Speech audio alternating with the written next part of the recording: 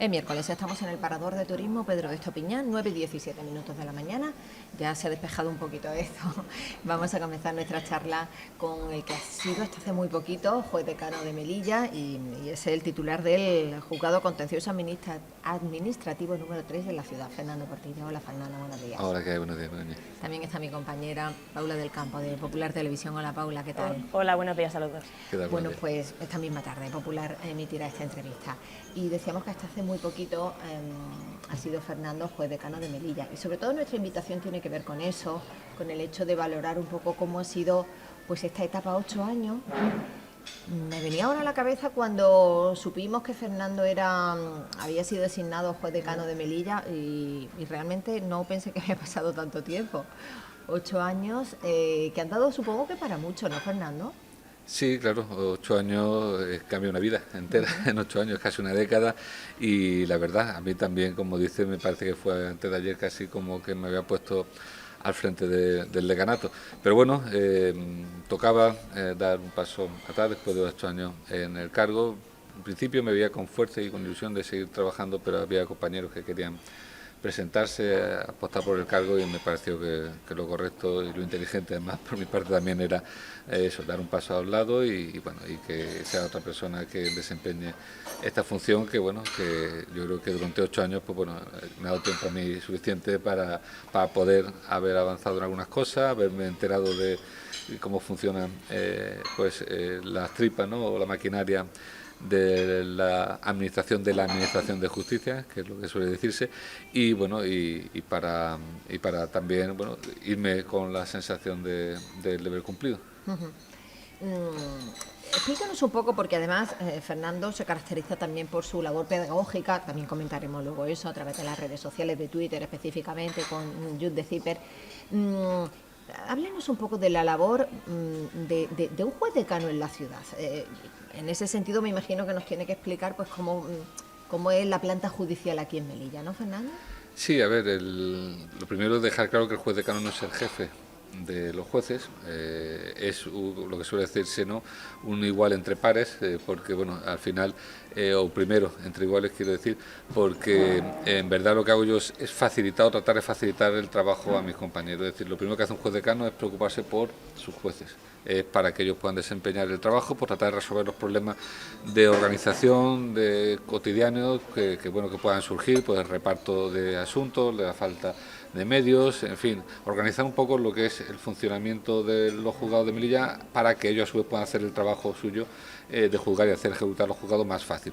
Y después tengo una labor, o el juez decano tiene una labor de externalizar, de representar a los jueces de Melilla respecto al resto de autoridades, medios de comunicación, pues para trasladarles a ellos pues cómo está la justicia, en este caso en Melilla, y sobre todo ejercer demandas frente a aquellas autoridades que son los que tienen el presupuesto y el poder para dotarnos nosotros de los medios que reclamamos. Como siempre, no me canso de repetir, el superpoder de un juez decano es el de pedir a aquellos que tienen que darnos pues más medios, más recursos, mejores leyes y, en definitiva, bueno, saber también reclamarlo, pues armándose uno de argumentos y de razones, claro, y de datos.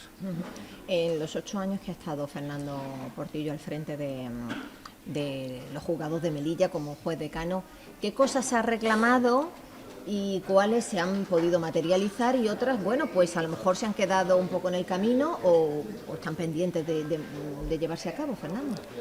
Bueno, las victorias que se han ido consiguiendo a lo largo de estos 8 años son victorias que no son en los grandes proyectos que tendríamos. Por ejemplo, tenemos un edificio judicial que está obsoleto en gran parte y sobre todo que es pequeño. En cuanto a necesidad de espacio, andamos reclamándola desde hace muchísimo tiempo y esa es una gran demanda que, sin embargo, no hemos en estos años conseguido que se atienda.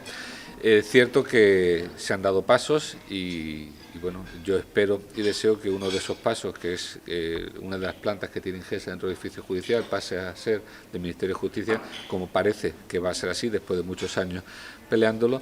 Bueno, pues uno de esos pasos, como digo, puede que efectivamente se dé a no mucho tardar, pero ya será, ya lo veré yo desde la barrera y no desde desde el cargo. Es un problema del despacio bueno, que hemos padecido y que seguimos padeciendo por cuestiones como el juzgado de guardia, que no tiene las condiciones necesarias para ejercer, para que se desarrolle bien ahí la labor, o el registro civil, que también, como ya sabéis, con esas colas que se ven siempre todas las mañanas, pues es uno de los puntos calientes, por decirlo así, de edificio judicial en cuanto a espacio. Pero bueno, ha habido victorias, se ha incrementado la plantilla de funcionarios, se ha ido incrementando. Estamos próximos de que se cree por fin un juzgado mixto número 6 en Melilla. Bueno, se han conseguido una sala de vista más equipos de grabación de declaraciones, en fin, y se han ido resolviendo sobre todo pues los problemas que en el día a día se suceden en la justicia de Melilla y que obligan al juez decano a tener que reaccionar a apagar ese incendio y, bueno, y atender ese problema. Y bueno, mi balance es positivo, de que, como digo, inicialmente me hice con fuerza y ganas de seguir.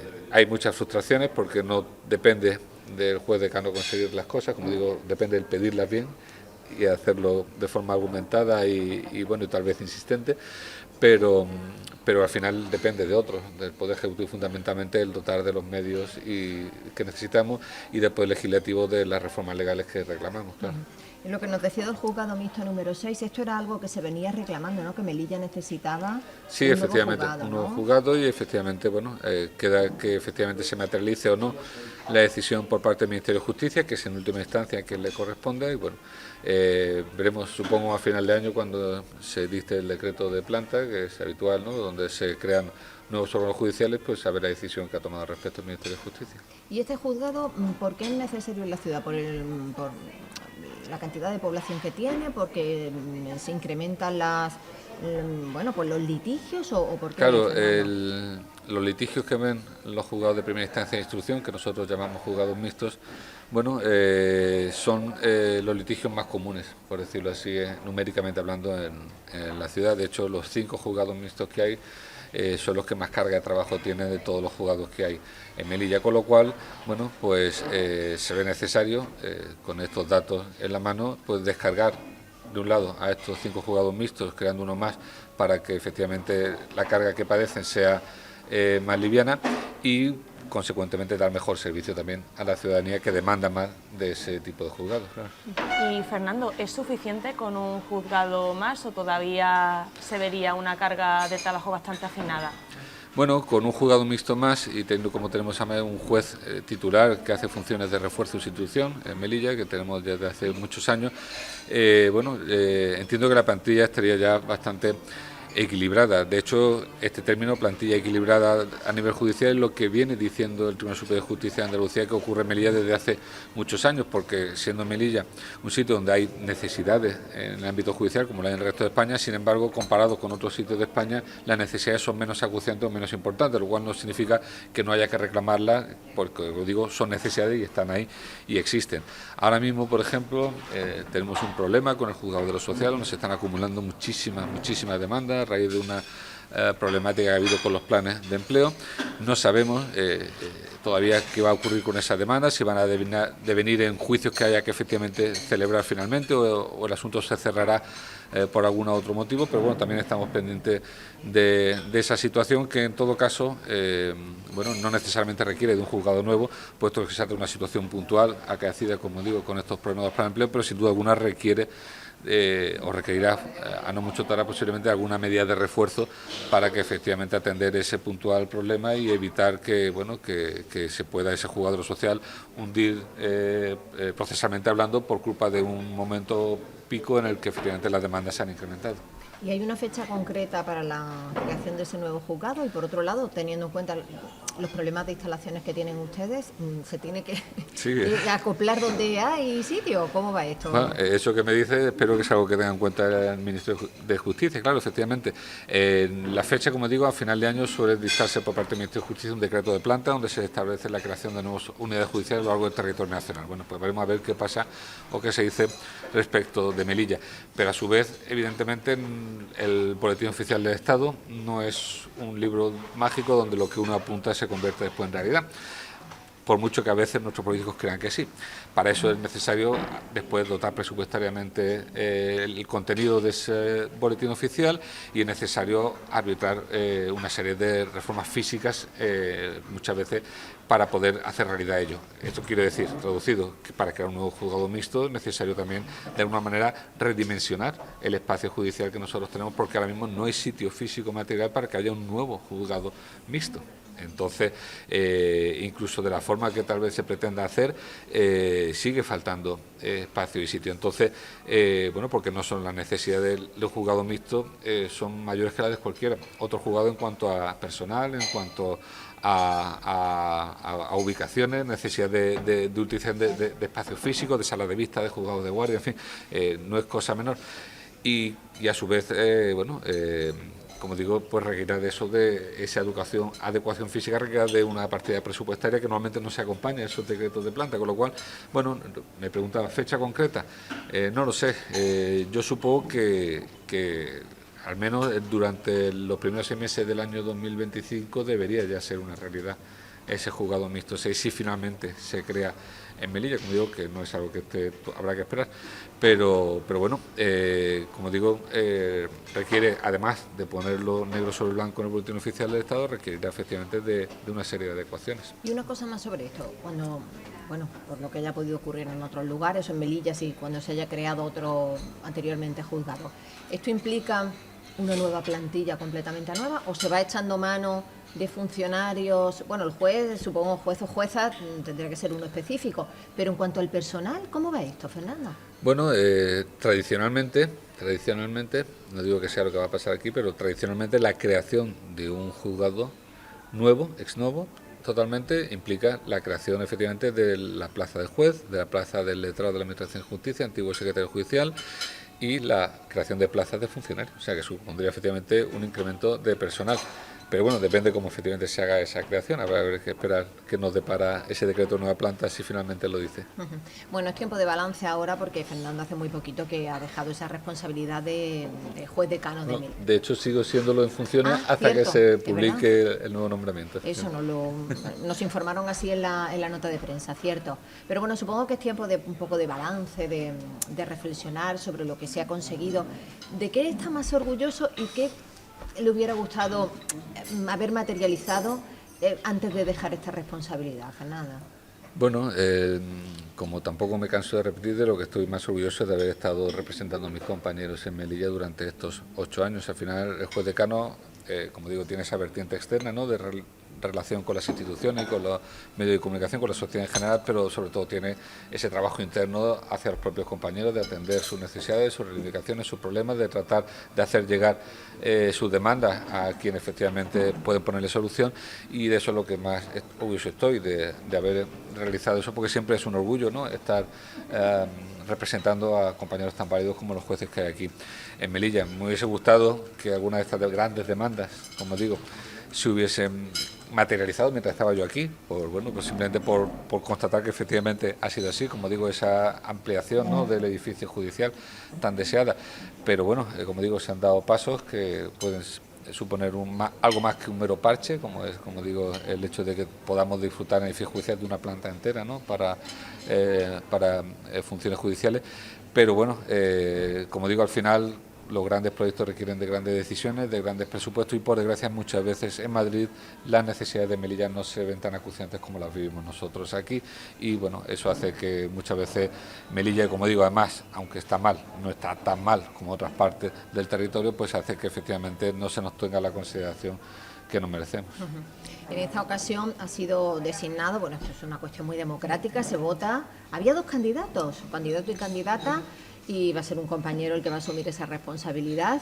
No sé si a la hora de pasar un poco los trastos, por así decirlo, ¿qué le va a comentar a su compañero respecto a lo que tiene por delante? Estos 4 años de mandato tienen por delante, sí, ¿no, Fernando? Son 4 años que tienen por delante. Bueno, nada, primero todo mi apoyo para la labor que tiene por delante. Es un compañero que lleva muchos años ejerciendo aquí en Melilla, que conoce perfectamente tanto el ámbito judicial como la idiosincrasia de la propia ciudad, o sea que no dudo que lo va a hacer estupendamente bien. Y bueno, pues cuando llegue el momento de dar materialmente el relevo, pues le pondré al día de los expedientes que hay abiertos, porque siempre hay expedientes abiertos, siempre hay asuntos en trámite, para que sepa qué tal están esos asuntos y bueno, esas 2 o 3 cosas que todavía colean de años anteriores, pues bueno, las trataré con él a ver, bueno, pues cómo va a afrontarlas. Como digo, fundamentalmente la falta de espacio, ¿no?, en el edificio judicial y la obsolencia de muchos de los medios con los que antes trabajamos. Uh-huh. Estamos con Fernando Portillo, todavía juez decano de Melilla. Dejará esta responsabilidad, pero es una persona inquieta y tiene otra responsabilidad, esa parte del juzgado de contencioso administrativo número 3. Supongo que lo ven con cierta frecuencia en los medios nacionales, porque es el presidente del Foro Independiente. Sí. Ahora lo reclaman mucho de los medios nacionales porque están ustedes, no sé si por desgracia o por suerte, pero bastante en boga en la actualidad. ¿Cómo se lleva esto de ser el máximo responsable de una asociación de jueces? Bueno, se lleva con mucho orgullo también, con mucho trabajo. Foro Judicial Independiente es una asociación muy reivindicativa y una asociación que se mueve mucho por tratar de mejorar las condiciones profesionales que ejercemos nuestro trabajo y nuestra independencia en el ejercicio de la misma, que ambas 2 cosas están siempre muy relacionadas. Y bueno, pues como digo siempre, pues echando muchas horas, porque esto el único secreto que tiene es hacerlo con ilusión y hacerlo con esfuerzo. Y bueno, la verdad es que ahora, como dices, los representantes de las asociaciones judiciales pues estamos siendo muy demandados por medios de comunicación, porque por desgracia a los jueces pues somos cada vez más noticias en los medios de comunicación, no porque nos gusta a nosotros, sino porque los responsables políticos pues nos ponen a nosotros en el centro de la actualidad cuando efectivamente no lo somos o no debiéramos serlo. Pero bueno, nosotros, nuestra labor es interpretar y aplicar las leyes, eso es lo que hacemos. Lo que ocurre es que en ocasiones hay leyes que los políticos tienen más interés que otras y bueno, por las razones que indico, pues estamos efectivamente más en el ojo de la noticia de lo que nos gustaría, claro. Fernando, en este sentido quería preguntar si ve mucha polarización en términos generales, bueno, en la sociedad, también en los medios de comunicación, incluso dentro de lo que es el propio colectivo de los jueces. Incluso hay polarización que traspasa a toda la sociedad. Sí que hay polarización, las personas tienen posiciones cada vez más enfrentadas con el disidente y donde parece que hay menos posibilidad de encontrar, ¿no?, un punto en común, que los tenemos, y hay muchas zonas donde trabajar todo en armonía y parece que sin embargo esa zona no existe o no interesa que existan. Eso efectivamente nos está afectando a los jueces. Como digo y siempre digo, el trabajo de los jueces es un trabajo hacia la sociedad. Nuestras resoluciones judiciales, sentencias y autos son producto del juez, pero destinatarios tiene siempre al ciudadano, a la sociedad. Eso es normal, por tanto, que la sociedad libremente pueda criticar las resoluciones judiciales, de lo democrático y lo que debe ser, pero claro, la crítica de resolución judicial exige primero hacerlo con cierto criterio, conocimiento de lo que se está criticando, porque claro, lo mínimo es haberse al menos leído, por ejemplo, las resoluciones que muchas veces se critican, y en segundo lugar, ello no puede suponer una crítica al colectivo. O sea, primero no puede suponer una crítica al juez por el hecho de simplemente ser el que ha dictado esa resolución. La crítica puede ser siempre a la resolución judicial, pero no al juez o tribunal que la ha dictado, pero eso a su vez lo que no puede suponer es una crítica al colectivo judicial completo con base precisamente en esa sentencia o en esas 2 o 3 sentencias que no gustan al político de turno y que le sirven para desprestigiar la labor de toda la carrera judicial, que a lo largo del año dictamos decenas de miles de resoluciones judiciales. Es decir, que estamos haciendo una labor muy importante para la sociedad, donde es fundamental contar con la confianza de los ciudadanos en esa justicia, y si desde la clase política lo que hace es desprestigiarse la labor que se hace por todos los jueces, por algunas resoluciones judiciales que interesadamente se sacan de contexto en ocasiones, efectivamente eso hace mal a la sociedad democrática que estamos viendo, porque lo que hace es que la ciudadanía desconfíe de sus jueces y hace que estemos terreno abonado a los populismos, a los extremismos y a esa polarización de la que estamos hablando. Claro, efectivamente no son buenos tiempos para la lírica, como decían aquellos. Sí, nos encontramos casos como el juez Llarena, que ahora está en el ojo del huracán por el tema de la ley de amnistía, de Puigdemont. Eso como juez, ¿cómo observa estas declaraciones recientes, por ejemplo, del ministro Óscar Puente, criticando directamente al juez Llarena. Bueno, he puesto ese caso concreto, pero está pasando con otros compañeros. También el caso de Begoña Gómez, por ejemplo, la mujer del presidente del gobierno, y también se está, pues se están centrando las críticas en la persona concreta del juez. ¿Esto cómo lo observa? Pues con tristeza, porque como digo, se puede estar o no de acuerdo con las resoluciones judiciales, pero lo que es atacar a la persona del juez por hacer su trabajo, con el que se podrá estar o no de acuerdo, y desprestigiar con base en ello, como digo, a todo el trabajo que hacen miles y miles de jueces del territorio nacional, es un mensaje muy peligroso que como digo, transmite, sobre todo cuando viene desde miembros del Poder Ejecutivo, una mala sensación, como si efectivamente en este país no existiera una separación de poderes. Y claro que existe y debe ser cuidada precisamente por las personas que tienen responsabilidades. Por citar el último ejemplo, como dices, hay muchos, pero citar el último ejemplo del ministro Óscar Puente, hablando de que el Tribunal Supremo se ha extralimitado. Primero habría que preguntarle al señor ministro qué conocimientos jurídicos tiene para saber si se ha extralimitado o no, porque la interpretación y aplicación de las leyes se hace por jueces y tribunales tras muchos años de estudio, de formación y de experiencia en el ámbito jurídico. Es como si el ministro estuviera diciendo cómo hay que hacer una operación de cirugía o cómo hay que hacer o cómo hay que construir un puente. El ministro, a pesar de su apellido, no sabe de ingeniería porque no tiene esos conocimientos y no puede estar dando información a la ciudadanía sobre lo mal que están hechos los puentes, lo mal que se hacen las operaciones jurídicas, porque no tiene esos conocimientos. Por lo mismo pasa.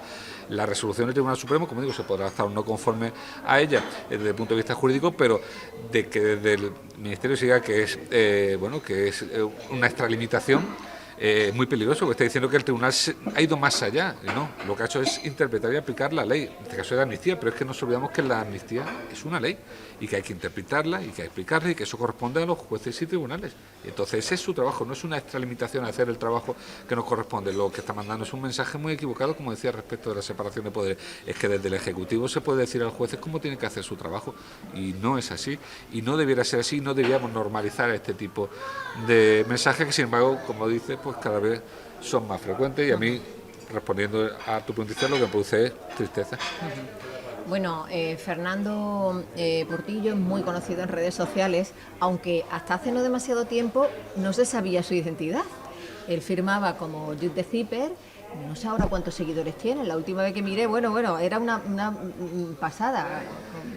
Pues son más de 100.000 seguidores ahora los que tengo en la cuenta de Twitter, ahora X.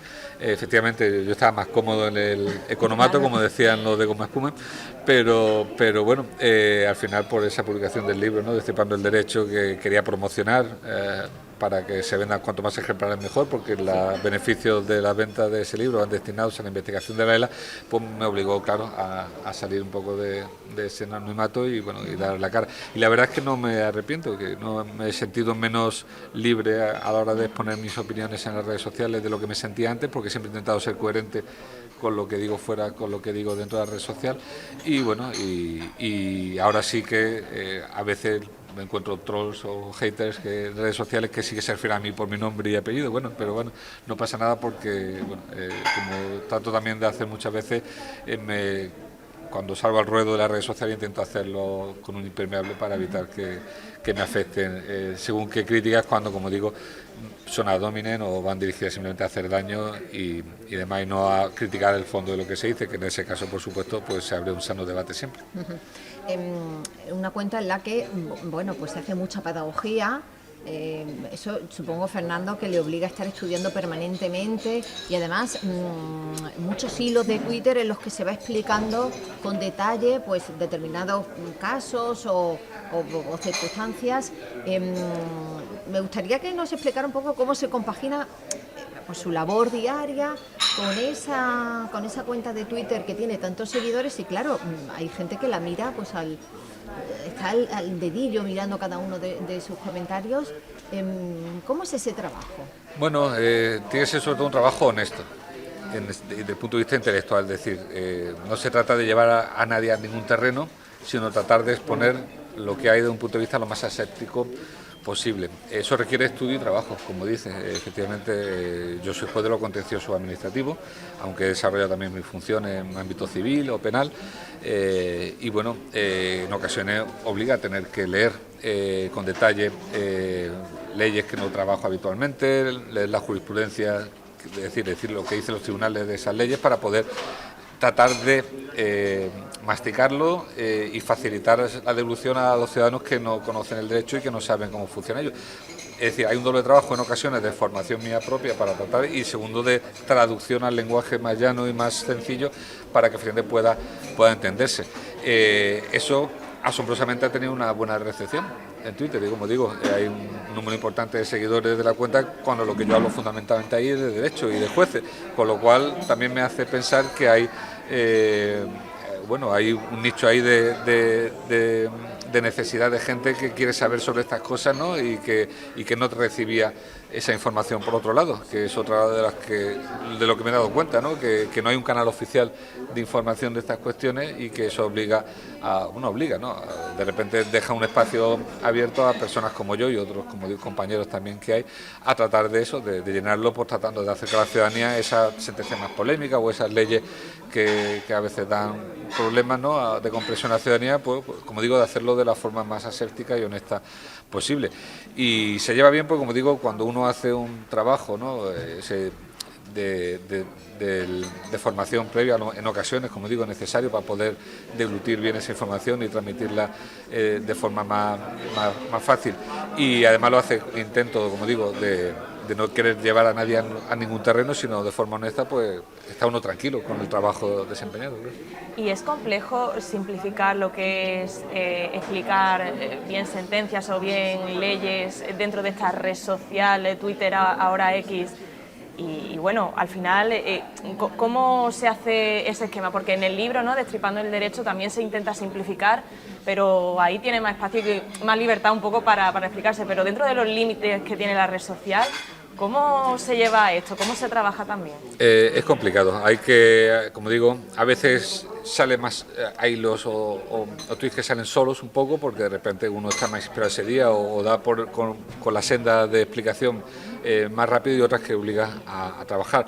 Al final yo creo que a mí tengo cierta facilidad para hacerlo porque llevo muchos años a través del programa Educar en Justicia aquí en Melilla tratando de acercar precisamente el derecho y el labor de los jueces a alumnos de secundaria o de 14, de 15 años de edad y eso, tantos años haciéndolo, creo que ya lo decía además en mi anterior destino en Navarra, te obligan a tener que adoptar un lenguaje que sea comprensible, como digo, para alumnos, ¿no?, de 14 y 15 años y adoptar un punto de vista que a veces olvidamos los que conocemos de una materia y es del que no sabe nada de esta cuestión y hay que partir de ese suelo, ¿no?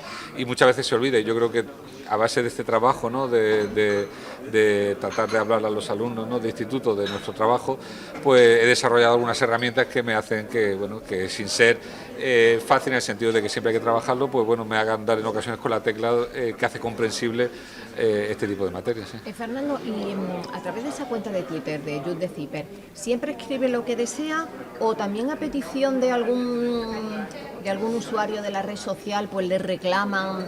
Fernando, ¿qué opina de esto? ¿Nos puede comentar, bueno, pues, no sé, determinadas cuestiones o solo es lo que usted quiere escribir? A ver, diría que no escribo siempre lo que deseo, en el sentido de que hay veces que hay cuestiones que me muerdo la lengua porque a lo mejor no se va a entender o porque no doy con el tono aséptico que me gustaría que se entendiese o sea que hay muchas cosas de las que no hablo que me gustaría, pero bueno, eso forma parte de la autocontención propia de todos. En nuestro día a día tampoco vamos diciéndole a la gente, ¿no?, lo que pensamos de ella o lo que nos parece el primer exabrupto que nos viene a la cabeza, ¿no? En fin, somos seres que vivimos en sociedad y tratamos, bueno, de comportarnos de esa forma y manera. Pero en cuanto a la materia, normalmente es la actualidad la que me manda. Es decir, si veo que hay una noticia de actualidad del mundo judicial o de jurídico que requiere alguna explicación de esa figura porque de repente está generando mucho bulo, por decirlo así, ¿no?, hablando con el lenguaje actual, ¿no?, alrededor, pues entonces es lo que a mí me llama a decir, oye, no, voy a explicar lo que es la prisión provisional ahora que estáis hablando de la manada, ¿no?, de que se han quedado en libertad, o voy a explicar eso que dice Cristiano Ronaldo ha pagado para no tener antecedentes penales, no, pues porque ahora es noticia, entonces ahora hay interés sobre esta materia y me permite a mí explicar la cuestión jurídica que hay de fondo en esa noticia de actualidad. y en ocasiones atiendo esas peticiones. Es verdad que en ocasiones la gente me pide que haga y entonces descubro con esa petición que es algo que interesa a la gente y entonces lo hago, pero no tantas veces como la gente quiere, que a veces sí que me veo usuarios que se piensan que yo estoy allí 24/7 esperando que la gente me proponga temas para hablar y claro, yo tengo también mi tiempo limitado, eso es una afición entre comillas a la que me dedico, pero yo tengo mi trabajo, tengo mi familia, tengo la asociación de jueces, en fin, tengo otras muchas realidades en mi vida y no puedo estar atendiendo todas y cada una de las peticiones de la gente, porque además mucha gente cuando pide que hable de un tema es porque está personalmente implicado en ese tema y los jueces también tenemos prohibido expresamente por ley prestar asesoramiento jurídico, con lo cual yo puedo hablar en general de las situaciones, pero no puedo atender a los casos particulares de los ciudadanos porque estaría infringiendo esa prohibición legal. No nos queda mucho tiempo, quiero hablar por lo menos de dos cosas más, tanto del libro de Fernando, que lo presentó ya hace unos meses y estuvo con nosotros en la emisora, como del Consejo General del Poder Judicial, que está de plena actualidad, ya después de 5 años de una situación de interinidad, por así decirlo, pues ya se han puesto de acuerdo los dos grandes partidos. Ahora lo que falta es elegir al presidente o presidenta, porque ahí está también parte del problema. ¿Cómo ves este asunto, Fernando? Bueno, veo, primero, creo que es positivo que no haya un acuerdo político, que no haya habido un acuerdo político entre Partido Socialista y Partido Popular sobre quién debía ser el presidente del Consejo, como lo ha habido en el pasado. Digo que es positivo porque la ley lo que ordena es que sean los vocales quienes nombren al presidente, no que sean los partidos políticos quienes se pongan de acuerdo. Con lo cual, al menos veo positivo que no ha habido este acuerdo entre los partidos políticos. Lo negativo es que, claro, que al ser una elección enteramente política, donde cada uno ha elegido a sus 10 vocales, claro, de momento los vocales están comportándose conforme al bloque de su elección y están dividiéndose en la elección del presidente de acuerdo con esa elección política que se ha realizado de inicio. Está claro que los vocales van a tener que superar esa elección política porque si siempre van a poder o van a tomar sus decisiones en bloque ideológico o bloque político, nunca va a poder actuar este Consejo de Justicia ni siquiera en esa primera decisión que es el nombramiento de presidente. Algo van a tener que hacer y es romper las costuras de esa elección política a la que, bueno, que ya les estigmatiza de inicio, pero a la que efectivamente pueden reaccionar ellos como profesionales independientes que son. Y bueno, son muchas las cosas que tiene que hacer este Consejo de Poder Judicial, muchas decisiones que tiene que tomar esta primera de presidencia, pero bueno, hay otras muchas que efectivamente posteriormente van a tener que tomar y no pueden, tendrán que, como digo, superar ese 10-10 que ahora por razón de esa elección política pues están sujetos, están eligiendo. Estaremos pendientes a ver qué es lo que pasa. Bueno, respecto al libro, Destripando el Derecho, creo que le está dando muchas alegrías, además tiene pues ese fin también benéfico en el sentido de que todo lo que se recauda, aquí no veo un euro, Fernando, todo es para una asociación que trabaja con enfermos de ELA, ¿no? Sí, correcto, lo que hace Fundela y que lo que hace es financiar proyectos de investigación para ver si hay cura a esta enfermedad que ahora mismo es incurable y que es una sentencia, nunca mejor dicho hablando de jueces, de muerte a aquella persona que se le diagnostica. Sí, el libro, dentro de que va dirigido a personas que tengan ya curiosidad sobre estos temas y que es del ámbito divulgativo, pues ha tenido una muy buena acogida, como he dicho en alguna ocasión, ha generado los beneficios suficientes a la editorial como para que no haya perdido dinero, lo cual pues bueno, me congratula a mí que nadie haya visto en perjuicio su patrimonio por apostar por una idea, y era por hacer divulgación en un terreno jurídico que normalmente no lo había. Y bueno, yo estoy razonablemente satisfecho con el libro y bueno, aún seguiré dando un poco la matraca para que se siga vendiendo. Destripando el Derecho, ténganlo muy en cuenta. Y Fernando, ¿y habrá más libros? ¿Está en ello? Pues no lo sé, a ver, a mí siempre me gusta lo de escribir, escribo artículos, escribo algunos relatos. Este libro ha sido fácil y difícil de sacar a la luz porque ha sido fácil porque al hablar de lo que uno sabe siempre es más sencillo, ¿no?, que inventarse algo desde cero. Pero aún así ha sido costoso porque, claro, ordenar esas ideas para darle una forma de libro más o menos coherente y hacerlo en un lenguaje además que se pueda entender, pues no siempre es un trabajo sencillo. Entonces no sé, porque yo ya he dicho lo que quería decir respecto a los temas que sé. Ahora es verdad que hay temas que no se han tratado porque no era una realidad actual entonces, como la amnistía, por ejemplo, que no se habla nada del libro porque entonces no era algo que preocupase a la ciudadanía. No sé si de aquí a unos años habrá suficiente material nuevo como para justificar un nuevo libro o si yo me veré con ánimo y sobre todo con tiempo para afrontar la escritura de ficción. pero bueno, no me quiero cerrar ninguna puerta, soy una persona inquieta que siempre tengo que tener proyectos en mano y bueno, a ver qué me depara estos años que vienen. Veo yo a Fernando escribiendo una serie de novela negra con un juez o jueza como protagonista, lo veo. Bueno, a ver. Fernando, aquí lo tenemos que dejar. Le agradecemos muchísimo que haya estado con nosotras en este desayuno del Parador y bueno, le deseamos lo mejor. Muchísimas gracias por vuestra atención, por vuestro tiempo y por vuestro interés durante estos años, por 8 años, por cómo funciona la justicia en Melilla y a nivel nacional y bueno, yo siempre, como digo, a vuestra disposición. Contaremos con Fernando, seguiremos con ello. Muchas gracias. Muchas gracias. Bueno, pues aquí ponemos el punto final al programa. Enseguida las noticias locales. Que pasen una feliz jornada.